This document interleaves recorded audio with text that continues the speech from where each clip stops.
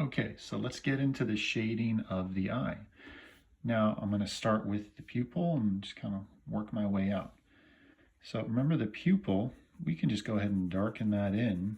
I'm just using a regular pencil, and you can use whatever color you want, but it's important that this pupil is pretty dark.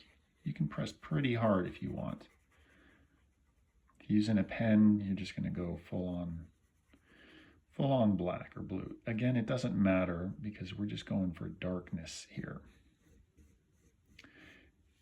See how I'm being mindful to not draw over the highlight. Remember that circle we drew for the highlight was, going to stay in place. Okay. Now kind of working my way out. Remember the squiggly line theory, right? Well, I can just keep going. If you did it with red or just with pencil, it doesn't matter. Now we're just going a little bit darker. So I'm just going in and just squiggling my way out.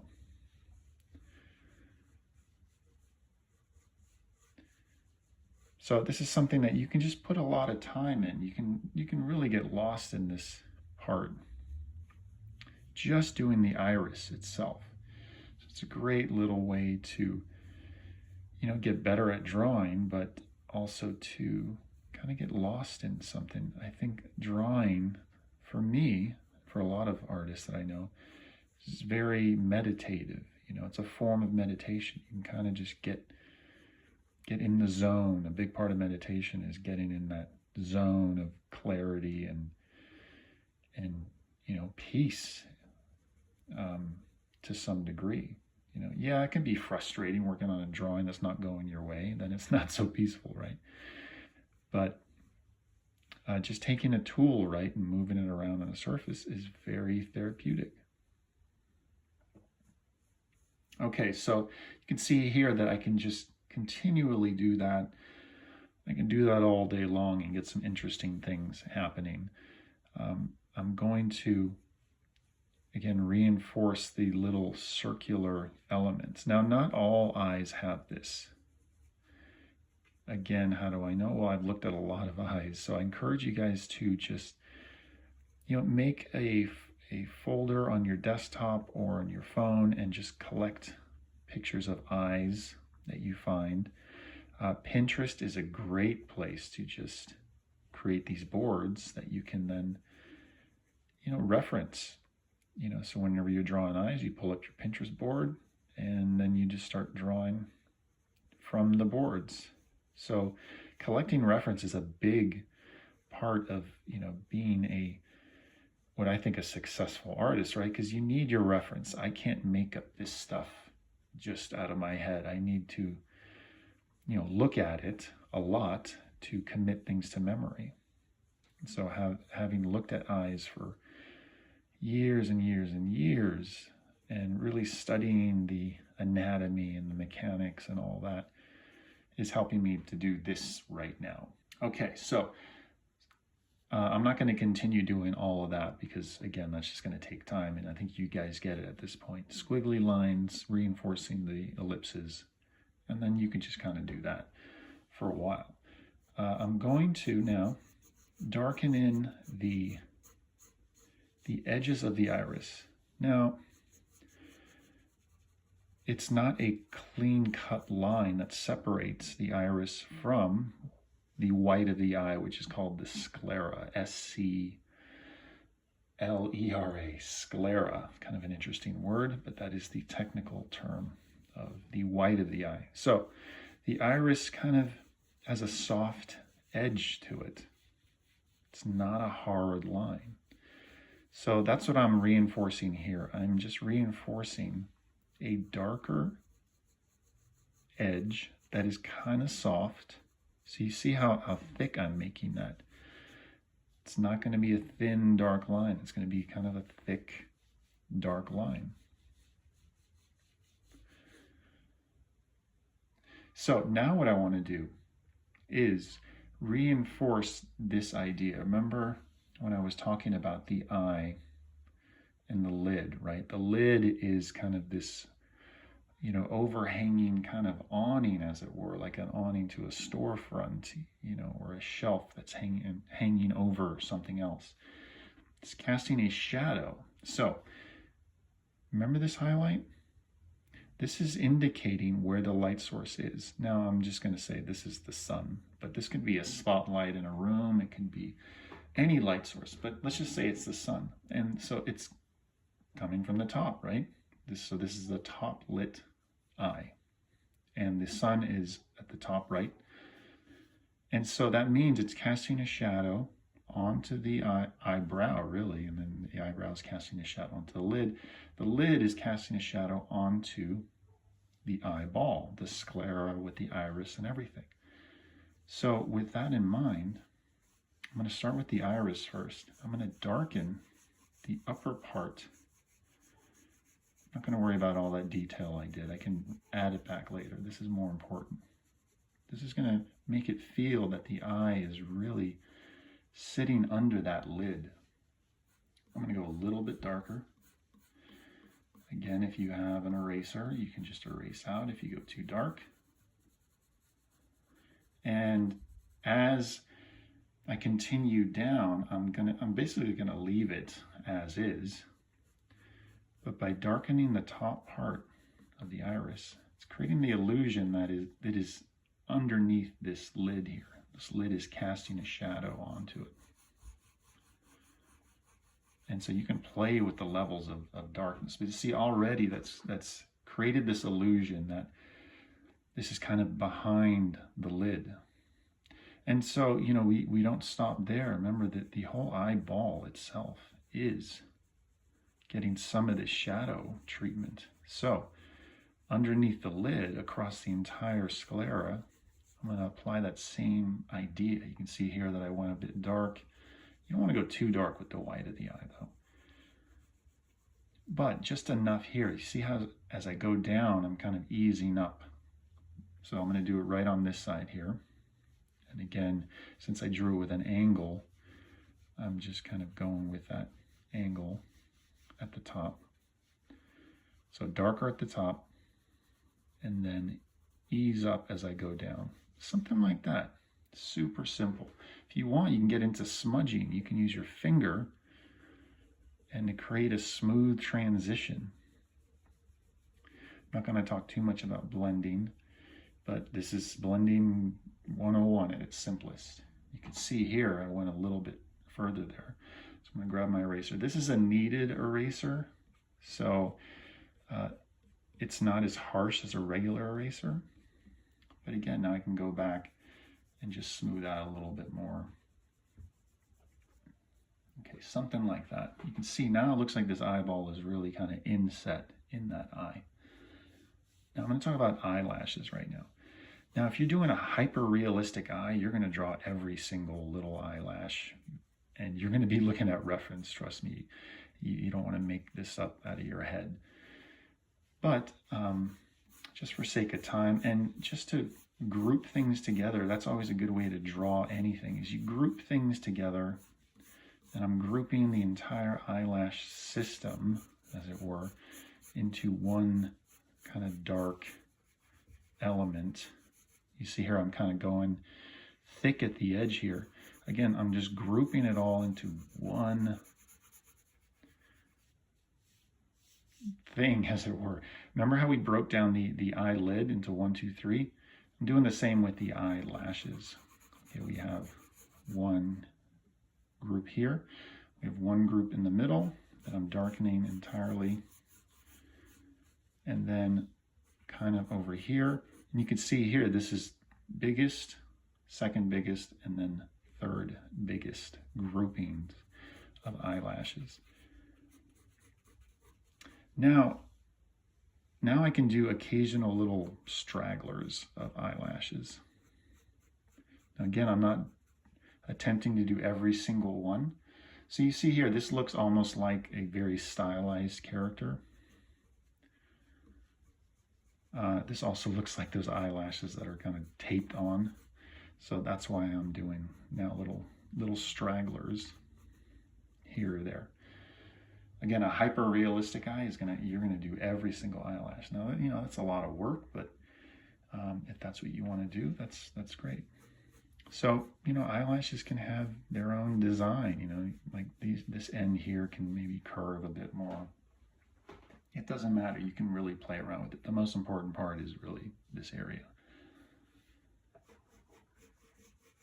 So again, reinforcing that sclera, the white of the eye within the eyelid. And then I'm just going to come down and treat the bottom eyelid now. Same kind of, you know, theory, as it were, goes into all of this. But I'm just darkening the lines that I had already put in there. Remember, we have this tear duct here. Tear duct is an interesting little system because it, you know, you have like folds of skin in there. Sometimes it's 2, sometimes it's 3. You don't want to get too weird with it. You don't want it to take away from all of this, right? And you can also even just kind of just hatch it away a little bit. Just give it a little darkness. Basically, the most important thing is to separate the tear duct right here from the sclera. This, and it's basically right there. That's separation. And then, you know, again, look at reference. Pull up some reference and just look at what's happening. Ultimately, though, you do want to get in some kind of highlight, maybe a couple highlights in there, you know, because it's a very wet area and it's getting a lot of reflectivity, as it were. So anyway, I can come back to that, but that's not the most important part. The most important part is essentially what I've already done, and now the rest is just kind of you know, it's as important, but this was the most important part. So now the bottom lid. Now this really will show you, okay, where the eyelashes are coming off this ledge here. They're not coming off from the center part.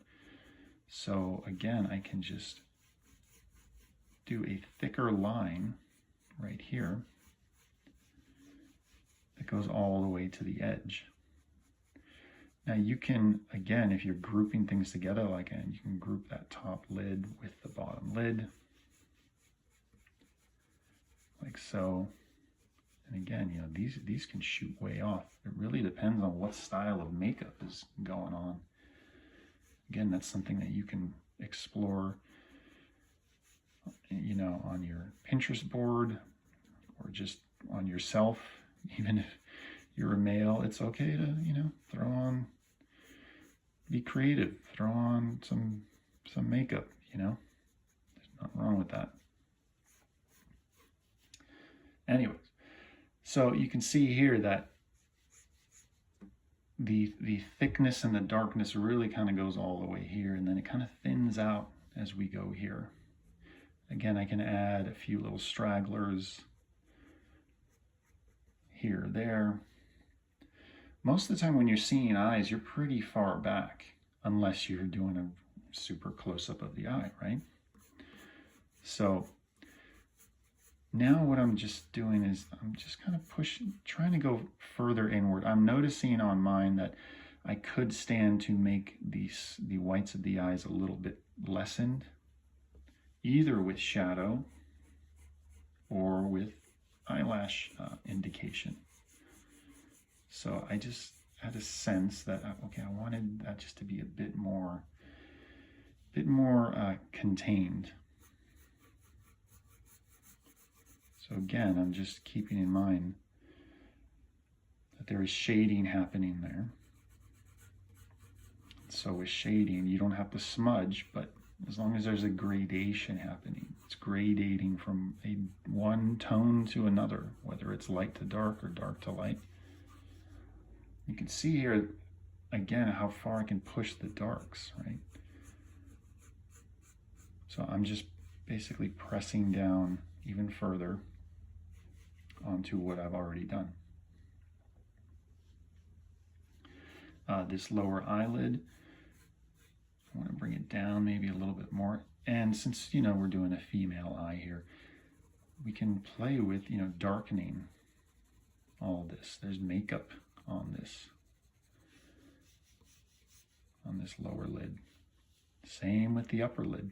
There is makeup. Now, concerning the light, remember the light is here, meaning it's coming from the top right. How do we know that? Well, because the highlight is at the top right of the eye itself. So that means this part of the lid, remember we were talking about planes earlier, this part of the lid is facing kind of in a different direction. Light is very subtle and can be very nuanced. But that means that I can shade this part of the eyelid. I can shade this part of the eyelid. Remember, because we broke it up into planes. It's a great way to learn how to shade is through planar shading, is what I'm doing here. So that means this whole upper part is getting a bit more light than these two.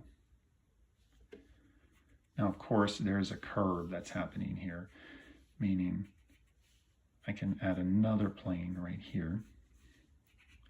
And that is, again, all added up. The more planes you stick in a certain area, the smoother it'll get. But it's a great way to just start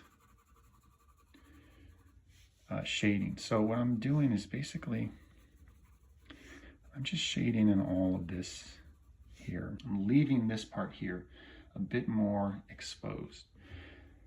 Now, if this character is wearing makeup, which looks like she is, or he, doesn't matter. Again, the rules of light need to apply across the board. So this light that comes down from the sun is hitting this part of the eyelid, and it's coming down, and now the sun is being reflected into the eye. So this is why I am leaving this part of the eyelid exposed right here. I can even put a few lines even going across. Again, there's lots of wrinkles and things happening on the eyelid. Darkening this side right here. I can maybe even darken this side. So all these little nuanced things, they all play a part. I'm just going in here and, again, treating this little inner tear duct area as a series of forms being hit by the same light. So I have a little highlight here, I have another one right there, indicating this lower lid here. Again, this is all makeup, but a bit of shadow going on.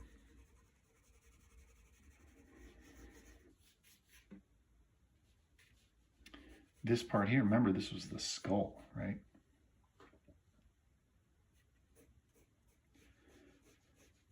But we really don't need to know anything more than what is happening right there. And that's kind of it. And now I'm going to go into the eyebrow. Now the eyebrow, again, I'm containing it in this two shape system. Actually, I'm going to make it three, just to, again, because we start with the most basic thing, the two shape system, 1, 2. And then now I'm going to add in a third here. This just gives it a little bit more variation. That means it's going 1, here's one section, here's 2, and then there's 3. Kind of like that. 1, 2, 3 system. So the way that the hairs usually grow in this system is that they kind of start out about this way. And again, they could start a bit closer to the keystone. Again, eyebrows are different. Everyone has different eyebrows, especially when they are manicured. And so in this starting point right here, this is where I'll add those few little stragglers kind of by hand. And the closer it gets over here, I'm just grouping it all together. I'm not doing any stragglers here. I'm just grouping it all just in this sketch. You can see it's kind of angular, it's kind of graphic, it's simple shapes, but it communicates the idea very clearly. Now, one last thing that I'm going to do here on this side, there's a piece of skin right here that kind of bulges out, and I'm going to indicate that just by basically drawing in this shape. It's a bulging piece of skin. So it's almost like this weird jelly bean type shape. But again, there's no lines differentiating it. But what happens is this bulges out, but this goes in. It's a very interesting thing that happens here. This goes in over here, meaning I can put it all in shadow in there.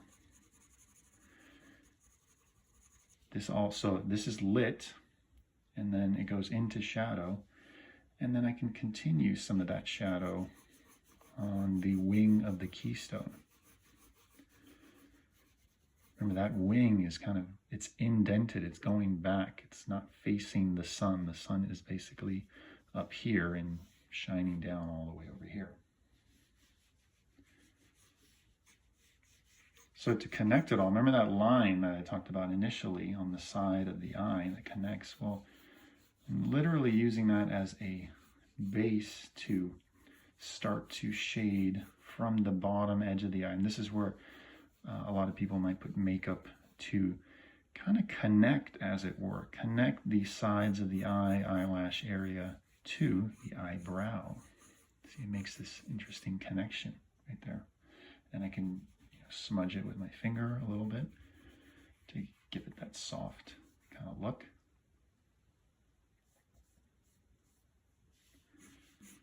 So now it's just a game of, okay, pushing the darks a bit darker. So I can just push these eyebrows a bit more. I can, lighten things up if I feel I've gotten a bit too heavy-handed. Again, kneaded eraser, K-N-E-A-D-E-D, kneaded eraser. They're very inexpensive. You can get them on Amazon. That's a great way to kind of, what I like to call, knock back a drawing. I'm not erasing it. I'm not obliterating the work I've done. I'm just kind of knocking it back. So that's kind of it. Again, the most important part was that center point, and I can go back and continue to push the darks, like the dark of the pupil, make that even darker. Push the shadow underneath the eyelid to go darker. And so continuing to do that is going to make your drawings appear more solid, more structured. So hopefully you guys enjoyed this. And in the next video, we will shade the nose. Obviously, when you do your other eye, you're just going to do this, but on the other side. So hope you guys enjoyed this, and I'll see you guys in the nose section. Okay, here we go with the nose shading. I just pulled up my drawing from the first demo, and I'm just going to shade this. Now, this is going to be way easier than shading the eye, and then the lips are going to be easier than shading the nose. So we've already gotten the hard part out of the way. So now, remember this keystone, the wings of the keystone, they're potentially going to be in shadow, and we'll go with the same lighting scenario as the eye in the previous video, where the light was kind of coming down right over here. So the same rules are going to apply. Remember, the planes are facing different parts of the light. Now, the front of the nose, number one right here, let's just say that's going to get the majority of the light, which means that the sides, say right here, this one is going to be second, right, because it's facing that way. Let's say the light is more, facing this way. And then this side over here is going to be a bit darker than this side. Just for this demo. Now, what if you had a light shining from this side? Well, then this wouldn't be that dark, right? We're just doing very simple top-down lighting. So I can, maybe make this a bit even more in shadow. So again, it's all about playing with degrees of shadow at this stage. You can see this is much easier to do after we've drawn out the subject in lines. So remember, the wings of the keystone, that's a highly indented area. So that's going to get a bit more shadow. So overall, if we have the light over on this side, this is going to be more in shadow, this side, right?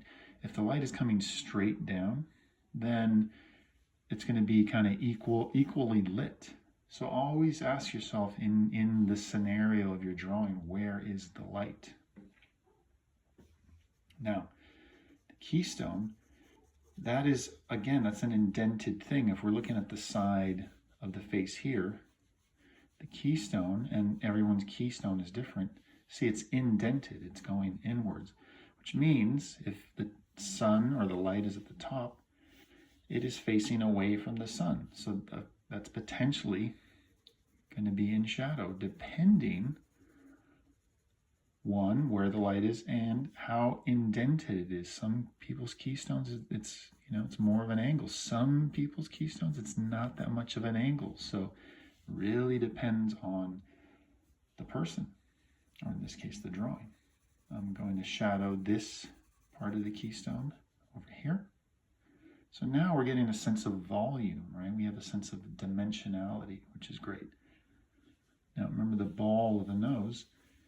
Well, we want to treat that kind of like a ball, right? Where the bottom part, and we already indicated right here from the initial nose demo, that the underside of this nose is getting a bit of shadow. Now I can continue some of that shading just up a little bit more. Now, there's lots of nuances in shading and no doubt in nose structure. You can see here that I just kind of indicate I brought it up.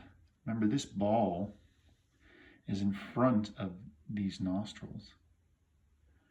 If we were to draw it right here, there is the ball of the nose, and then the nostrils are a bit more back, right? Okay, so now I want to deal with the nostrils themselves. So I want to then kind of darken them up a little bit. I'm going to kind of indent them a bit more, meaning the bottom of the nose, the bottom of the ball area is going to, the nostrils are going to overlap the underside of the ball of the nose. You see how I'm kind of indenting it a little bit more. Again, this is a very subtle thing, but it helps add to the structure and the volume of, in this case, the nose. And the nostril, the outer parts of the nostril, how they come down. And there's an ever so tiny little gap between the nostril and the outer sides of the nose. Again, always just pull up reference if you're having trouble imagining this, this stuff is very hard to imagine unless you've been doing it for a ridiculously long time, which for better or for worse I have. And now hopefully I'm imparting some of that knowledge to you guys. So again, this left side of the nose is going to have elements of darker shading because the light is the top right. And it adds just a little bit more interest to the whole thing. So essentially, we're kind of almost done with this. Now, when we get into the lips, we'll talk about the philtrum and how it comes down from the nose. But, we can even do that here. Now, just in the basics of cast shadows, right? The nose is casting a shadow onto the area underneath it, right? That's why I kind of did this little indication there. And remember, it was really the bottom of the triangle that we initially drew. I'm just putting that more into shadow. And then it goes into the philtrum right there, kind of curves a little bit. Again, there's a lot of subtleties going on here, but as long as you, again, remind yourself where the light is, and then always keep in mind the parts of the nose. 1, 2, 3, 4. All getting varying degrees of shadow. This is the lightest. 2, in this case, is the darkest. 3 is the third lightest. And then 4 can be like somewhere in between 2 or 3, or it can even be darker. That's for you to play with, right? In this case, maybe I'll just make it darker. So it's the 4th darkest area It doesn't always have to be, but in this case, it is. And then we have our little cast shadow underneath the nose. So that's basically it. Hopefully that was enough for you guys to shade your noses properly from the front. Of course, shading from the side, that's going to be a different set of videos, but this is enough for you guys to just practice a few times and really get good at your noses from the front on, not only drawing them, but shading them. Okay, so I'll see you guys in the next video, or actually in the next part where we shade the lips. Okay, let's shade our lips drawing. So bring out your drawing you did of the lips and we are gonna shade them. Now this is gonna be easier than the nose. So that's a good thing. We kind of just went downhill after the eyes, which is great. So remember the lighting, right? Lighting from the top comes down. This lip, the top lip, let's start with that, is facing down. So because it's facing away from the light, we know we can safely just give it a decent amount of shading. You can see how I'm even holding the pencil to the side like this. I'm not shading necessarily this way, but you could shade whatever way you want. I'm just showing you in case you're wondering why I'm holding the pencil weird. I just want to give it more of the side pencil treatment. And you know, I'm not even going in the direction of the curved lines. The fact that it's going to be shaded, you know, darker is kind of giving me the impression that I wanted to have. And then I can re-add some of the curves later on. Okay, so that's in shadow, right? Now the bottom, let's do that bottom lip now. So remember, this bottom lip curves. And look, some of it's facing upwards. It's facing up towards the light. So that means the upper half of the lip is going to get a bit of light treatment. And then where it starts to turn under or turn this way, it's not really turning under, but it's turning that way, it's going to be a bit more in shadow.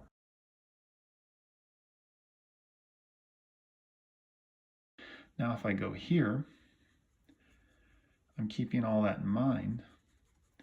Now, just to get in a little bit of the anatomy of the lips, there's kind of, you know, there are these two parts that are kind of break up the bottom lip. You really don't see it too much, but I just want to show you guys that it's there.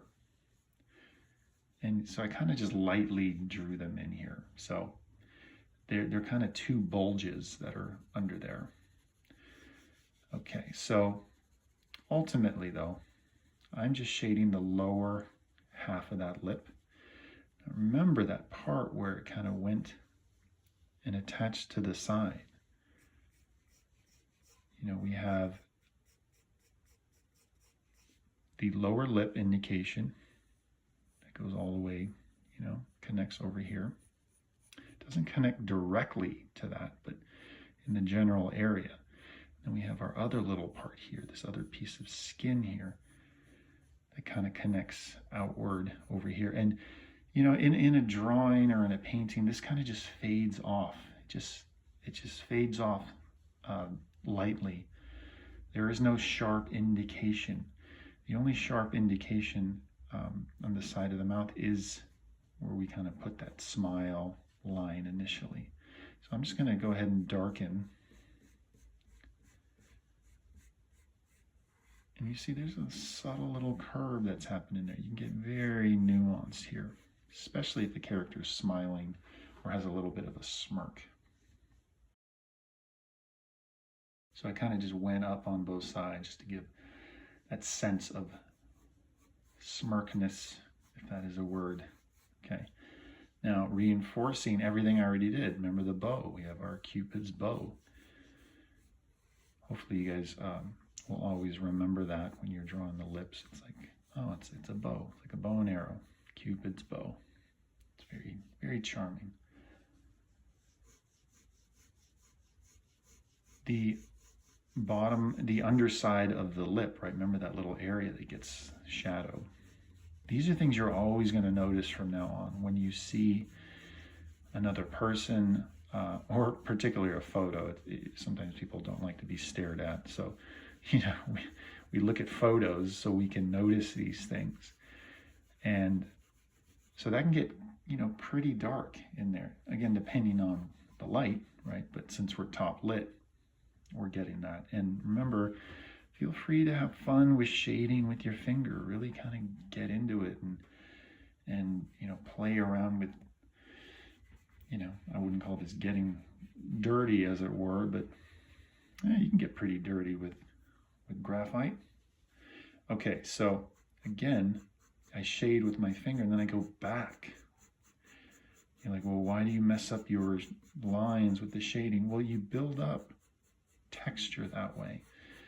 You build up depth, you build up shading. When you build all these things up in a drawing, it's noticeable. People can notice it. You will notice it. So this, again, it's getting a bit darker. Remember, this has a curve to it. There is some light that's hitting the top of it. You can get incredibly subtle with all this. So that's why I'm kind of darkening the lower half of the top lip as well, just not as extreme as this. Now, this upper part of the bottom lip, it's kind of right underneath the top lip. If we look right here, it's potentially getting a little bit of a cast shadow of that top lip. Again, all of these things, every form that is next to another is potentially going to be affected in some way regarding light. So that is why I'm kind of adding in these very subtle gradations. Again, gradation going from one tone to another. Transition is another word for gradation. And again, I can bring some of these lines all the way through. Remember, these lines they're already there, so they are indicating form. But they are also indicating the skin texture that is happening on the lips. This one, you can see here, I went a bit too dark. It almost looks like, you know what, if I just go for it, a lip ring. Now that brings in a whole other element. You know what, just to keep it simple. But let's say you wanted to draw a lip ring. Or sometimes, especially if you're a beginner artist, you might be thinking, oh, I would like to learn how to draw piercings. Well, write it down, right? Like in this case, I can write down piercing, right? As just a reminder of like, okay, what can I add to my next drawing of lips? You can, of course, add piercings. That's a great thing to kind of learn how to draw. It brings in a whole other element. See here that, look at this line that I drew. I kind of literally grouped the shadow underneath. So I have light coming from the top, and then underneath, I grouped the bottom shadow with a line, right? Starting with a line. That's kind of an interesting little touch there. You could separate shadows with lines and then fill in the shadows. So again, not to get in too much into the technical drawing. I just wanted you guys to know how to draw lips and then now how to shade these lips. Just going to add in a bit more shading. Remember these parts here that kind of have thickness. If I were to draw the form lines around them, you know, there's a little shadow going on under that as well, right? Every form in any drawing that you do is going to have a shadow. So hopefully this kind of gets you guys started in drawing faces, in this case lips, but you know, putting it all together in faces. And when we do our last video that's coming up, we're just going to essentially start from the beginning, but we're going to do it all in one drawing, and we're going to shade that entire drawing. So hopefully you guys enjoyed this. Hopefully you guys got some kind of clarity and some kind of guidance out of this. And again, it's all practice. You might not nail it in the first few drawings, but I guarantee you the more drawings you do, the better you get. Okay guys, I will see you in our last video when we put it all together.